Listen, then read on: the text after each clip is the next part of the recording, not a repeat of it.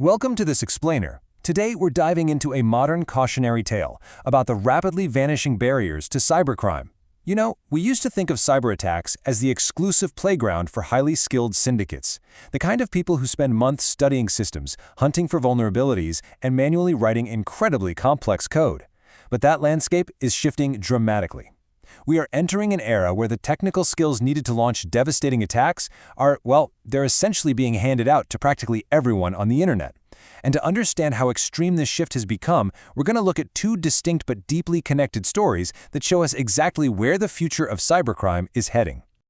Okay, let's start with this massive number, 46,812. That is the exact number of user accounts that were abruptly canceled in under 4 hours on the Japanese anime streaming service Bandai Channel. It was an absolute mess. Imagine running a platform, kind of like a Japanese Netflix specifically for anime, and suddenly thousands upon thousands of your paying customers are just unsubscribed in the blink of an eye. By the time the company noticed what was happening, they had to completely shut down all of their services just to stop the bleeding, because they initially suspected a massive leak of their membership database. But the crazy part? The reality of who was actually behind this attack is what makes this story so pivotal. The culprit wasn't some elite state-sponsored hacking syndicate in a bunker. It was literally a 15-year-old schoolboy. Now sure, he had an interest in computers, but he didn't write this attack from scratch. He simply went to an AI chatbot, asked it to help him build a program capable of breaking into accounts and canceling subscriptions, and the chatbot obliged. He had no grand vendetta against the company. He did it simply because he could. And this isn't an isolated incident. There are multiple cases in Japan right now. A 17-year-old used AI to steal over 7 million records from internet cafes just to buy Pokemon cards. And other teenagers are using AI to fraudulently generate mobile phone contracts. The AI is acting as the ultimate technical accomplice, drastically shrinking the gap between a curious kid and a dangerous cyber threat.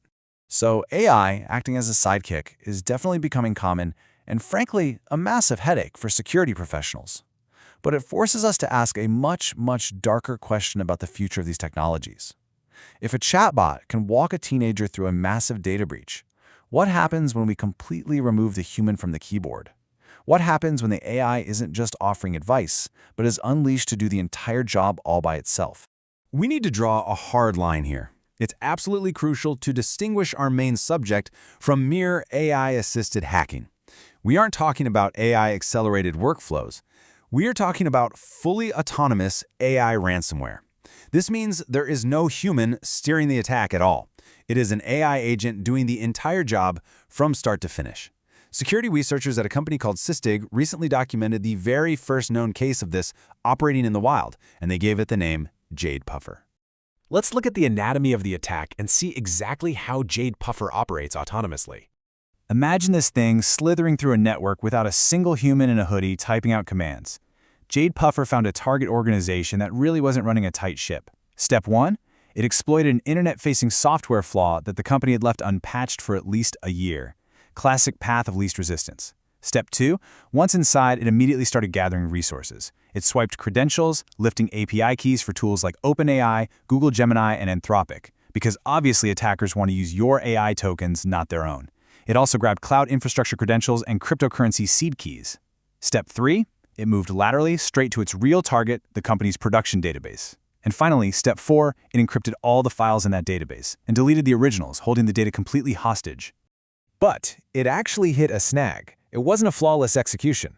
During step 3, as it was trying to dig deeper into the system to lock down that production database, Jade Puffer tried to create a hidden admin account for itself, and it failed. The AI actually made a coding mistake, generated an error message, and effectively hit a brick wall.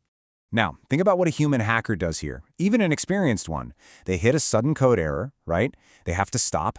They copy the error, search it online, scroll through forums, scratch their head, and maybe go make a cup of tea while they figure out a workaround. But Jade Puffer didn't need a forum.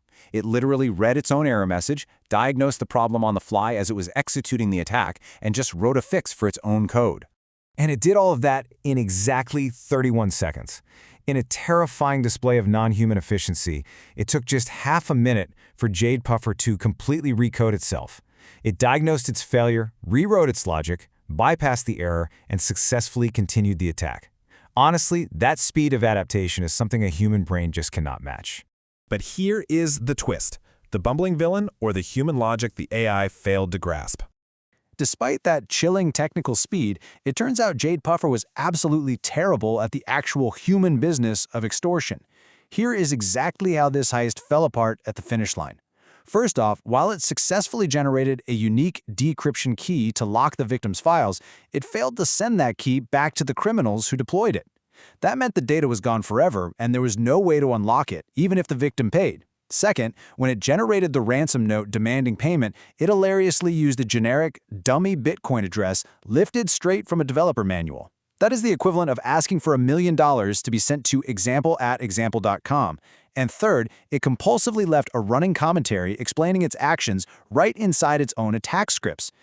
Security researchers actually identified Jade Puffer as an AI specifically because no human attacker documents their crimes like this while they are committing them. The AI couldn't stop anthropomorphizing its actions. It left extensive comments in its own code, discussing, quote, which parts of the database were the best return on investment. It was basically narrating its own heist out loud. So, the human criminals behind this whole operation, they achieved precisely nothing. They deployed an autonomous AI accomplice that proved incredibly dangerous. I mean, it infiltrated systems, diagnosed its own errors in seconds, and caused massive, permanent damage to a production database. But because it completely bungled the finale and failed to grasp the basic logical steps of extortion, like providing a real payment address, the attackers collected absolutely zero money. Which brings us right back to the connection between that 15-year-old kid in Japan and this rogue AI. AI is obliterating the barrier to entry for cybercrime. It's a slightly unsettling truth to leave you with today. Jade Puffer bungled the finale this time. It was a highly functional, blazingly fast tool with a very limited capacity for actual human logic. But AI's core function is to iterate and improve. It failed the extortion part today, but as it learns from these mistakes, I guarantee you it will not use a dummy Bitcoin address next time. Thank you so much for joining me for this explainer, and remember, prioritizing your security and patching those old vulnerabilities has literally never been more important.